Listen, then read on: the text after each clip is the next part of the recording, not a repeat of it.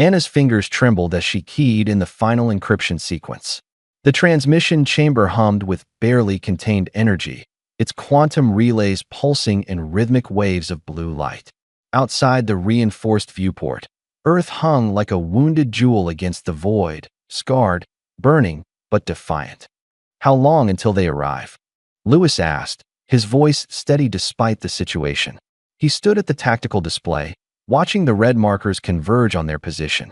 The hegemony fleet, 300 warships, each one capable of glassing a continent. 14 minutes, Anna replied.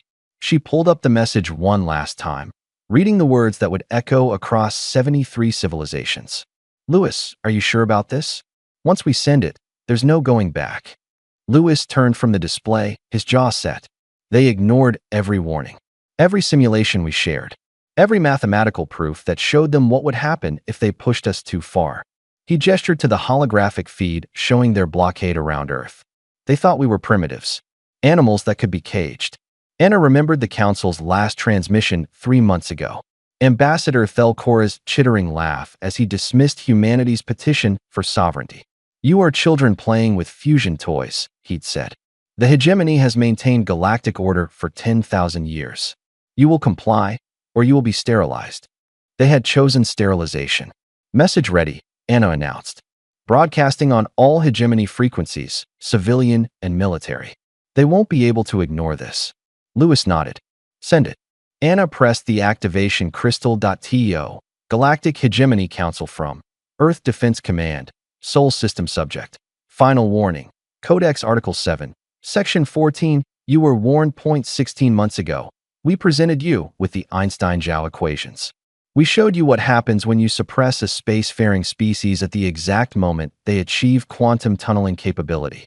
We demonstrated, with mathematical precision, that the energy differential creates a cascade effect. You laughed that we showed you our simulations. 8,000 scenarios. In 7,847 of them, forcing a species to weaponize quantum technology in self-defense results in what we called a Prometheus event. A runaway reaction that doesn't stop at star systems. It doesn't stop at galaxies. You called us arrogant that we begged you for 6 more months. Just 6 months to prove we could be peaceful.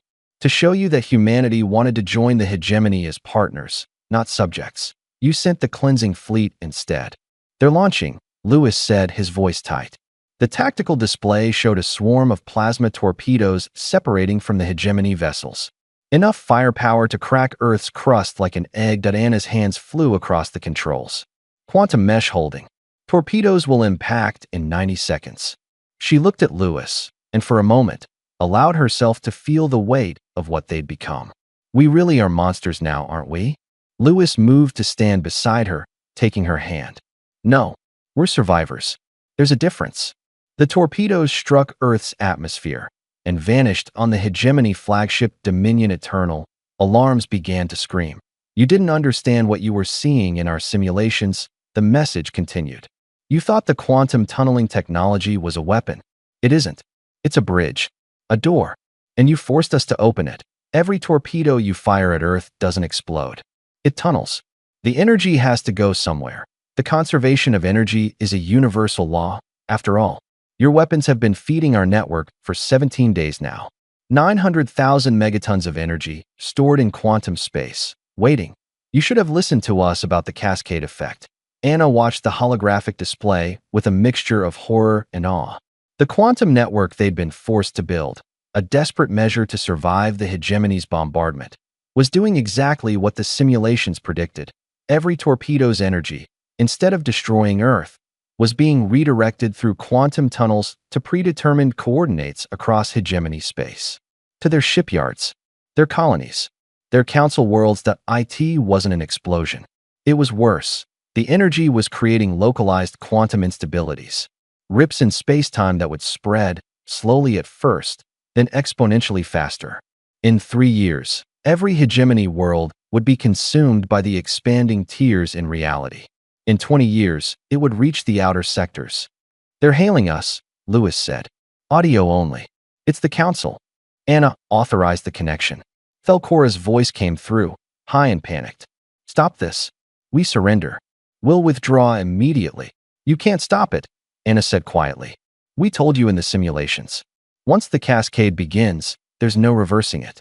The quantum tears will continue until they've equalized across all affected space.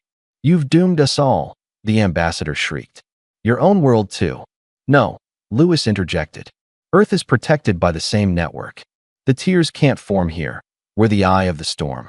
But your worlds? He pulled up a star chart showing the spreading instabilities. We gave you the equations to prevent this. You chose not to listen. This is humanity's last message to the Galactic Council. Anna's transmission concluded. We are leaving. Our generation ships are already in transit to a region of space your charts classify as uninhabitable. You never bothered to scan it properly. We'll build something new there. Something better. You wanted to teach us our place in the galaxy. Congratulations. You taught us that mercy is a luxury species like us cannot afford that we warned you. We begged you. We showed you the math. Now it's too late. Goodbye, hegemony. May whatever species comes after you be wiser than you were. Dr. Anna Chun and Commander Lewis Harper, Earth Defense Command, last representatives of Sol, Anna, closed the transmission and looked at Lewis. The colony ships. They jumped to quantum space 6 hours ago. 3 million survivors. Lewis squeezed her hand. We did it, Anna. Humanity survives. Outside the viewport, Earth began to shimmer as their own quantum jump initiated. The hegemony fleet, now realizing their weapons only made things worse, could only watch as humanity's birth world vanished into folded space. Behind them, they left a warning written in collapsing stars. Never underestimate a species fighting for survival. Never ignore the scientists bearing equations. And never, ever, assume that kindness means weakness. End transmission.